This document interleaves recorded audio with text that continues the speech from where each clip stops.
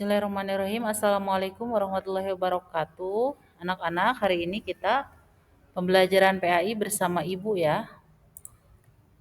Nah, materi hari ini tentang membiasakan hidup bersih.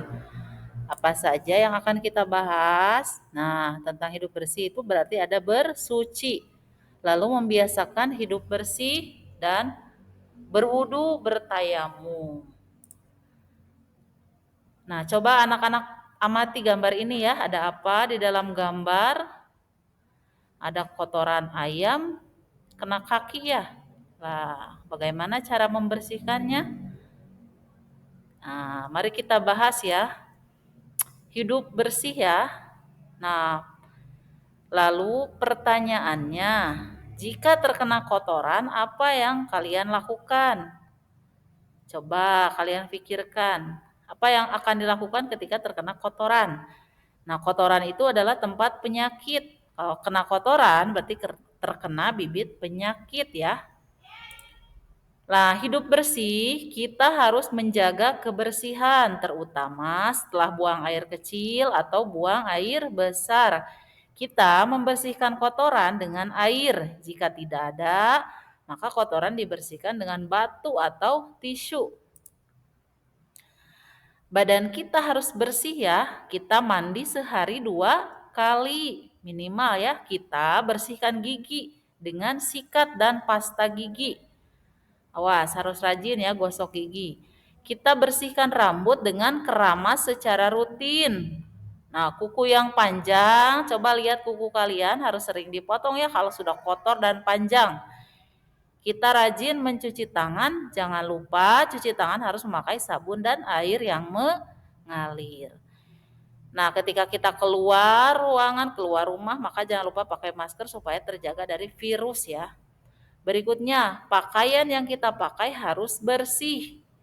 Pakaian kotor harus segera dicuci, jangan sampai pakaian kotor dipakai berulang-ulang. Nah, jadi sumber penyakit ya. Kita juga harus menjaga kebersihan lingkungan. Setelah bangun tidur, harus bersihkan tempat tidur mandiri ya. Jangan apa-apa sama mama, harus kerjakan sendiri.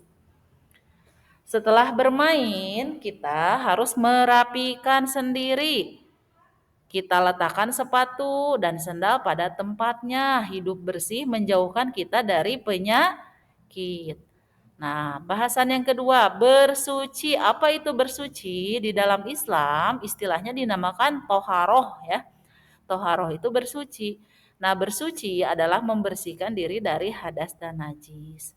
Lalu pertanyaannya, emang najis itu apa? Nah, najis itu segala sesuatu yang dianggap kotor dan menyebabkan ibadah menjadi tidak sah ya. Jika najis terkena tubuh, pakaian, atau tempat ibadah. Apa saja contohnya, Bu? Nah, contohnya yang pertama air kencing manusia, kotoran manusia, lalu bangkai. Lalu kalau cara membersihkan najisnya gimana?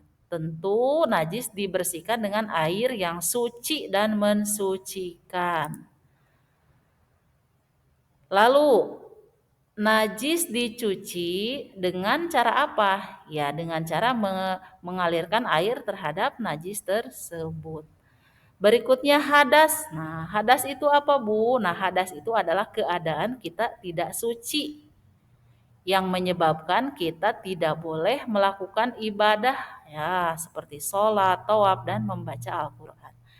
Bagaimana kondisinya? Nah, yang pertama kita membuang air kecil atau pipis.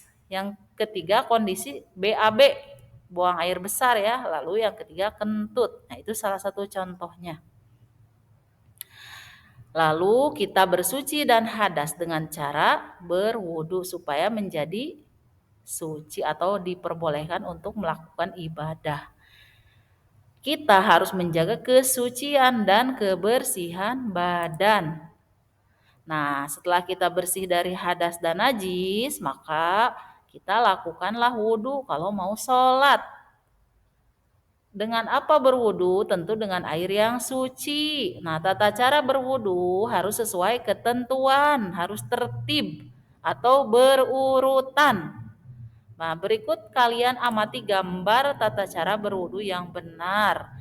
Yang pertama di gambar pertama mencuci tangan, jangan lupa ya, jari-jari tangannya dibersihkan. Lalu kumur ketika kita habis makan, mulut kita kotor, bau, maka kumur-kumur dulu ya.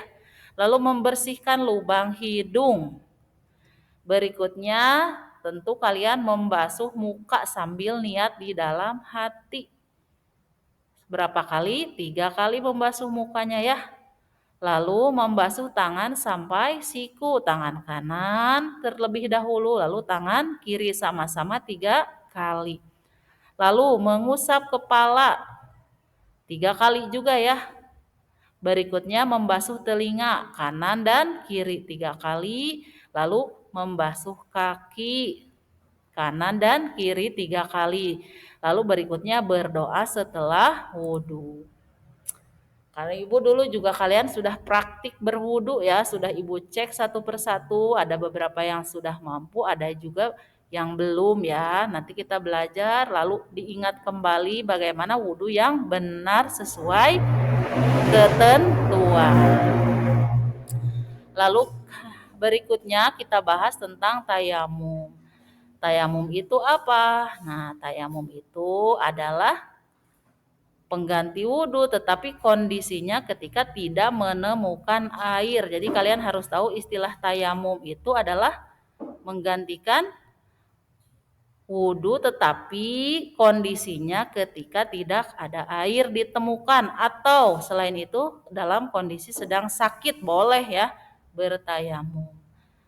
Tayamum itu diawali dengan niat, lalu kita menggunakan debu yang suci. Nah, berikut ada gambar ya, nanti boleh di kelas kita praktikkan cara bertayamum. Pertama, mengambil debu yang bersih dan suci, lalu mengusap wajah, lalu mengambil lagi debu yang tadi yang bersih, lalu mengusap tangan. Ya, mudah-mudahan anak-anak paham, nanti kita gali lagi materinya di kelas. Nah, di sini Ibu mau menguji kemampuan kalian. Seberapa tahu kalian tentang pembahasan bersuci ini ya? Nah, ada pertanyaan yang harus dijawab, tetapi nanti dijawabnya melalui pesan suara atau boleh melalui video. Jadi pertanyaannya dijawab langsung, bukan ditulis ya. Pertanyaannya yang pertama, mengapa kita harus hidup bersih? Nanti kalian jawab ya, kenapa kita harus hidup bersih. Yang kedua, apa yang terjadi jika najis tidak dibersihkan? Coba jawab langsung ya. Yang ketiga, apa yang terjadi jika tidak mandi selama 2 hari? Oh, jawab ya nanti. Nomor 4, kapan kita boleh bertayamum?